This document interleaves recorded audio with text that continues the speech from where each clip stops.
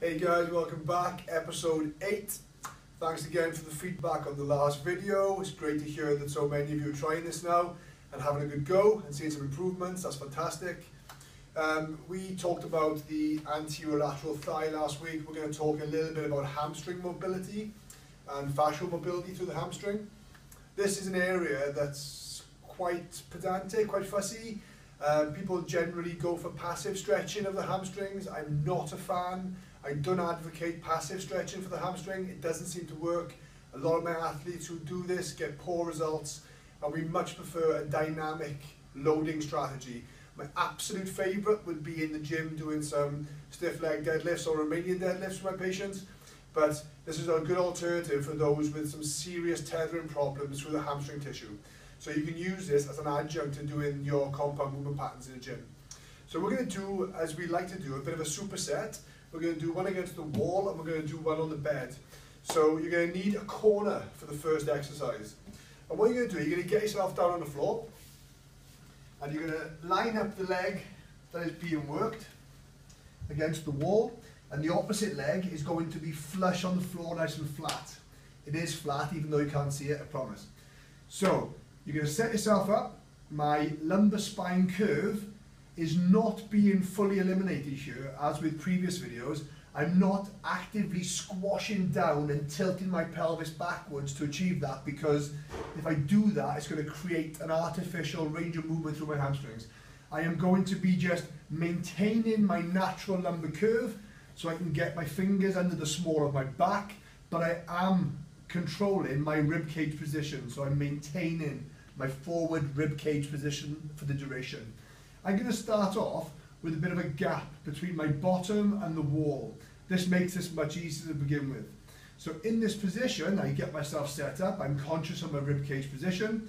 I'm going to draw my knee down towards my chest and then actively all the way back up to the top and squeeze the extension of the knee out for a few seconds. I'm going to repeat this movement, dynamically going through as big a movement as I feel I can go through comfortably.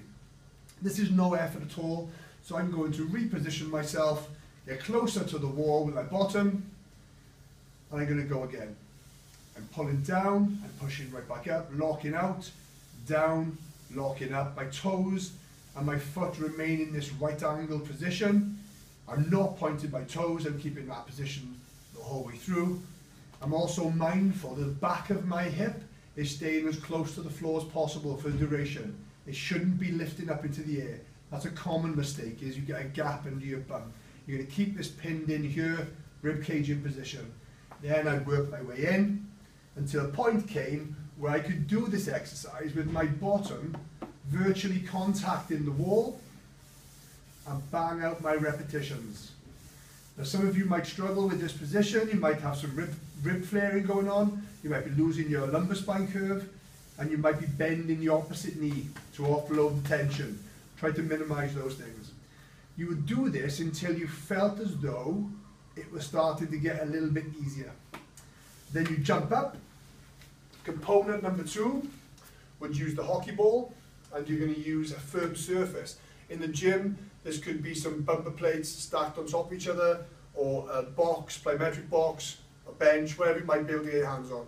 But it needs to be an elevated surface. You're going to sit on the bed or the box, and you're going to get yourself into a good upright position with my rib cage position controlled, so I'm not flaring, and I'm not going to be breaking into a lumbar spine flexion position either.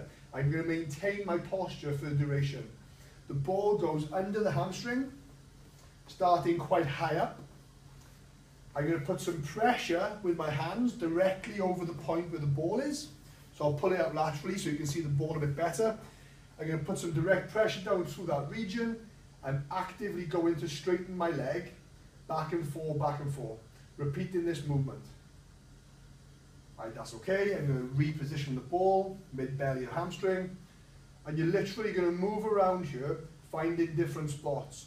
You can see my leg goes pretty much straight at the top, and my lumbar spine position is being maintained. I'm certainly not collapsing every time I do this exercise like this. This is a sign of hamstring restriction, and you're going to try to avoid that.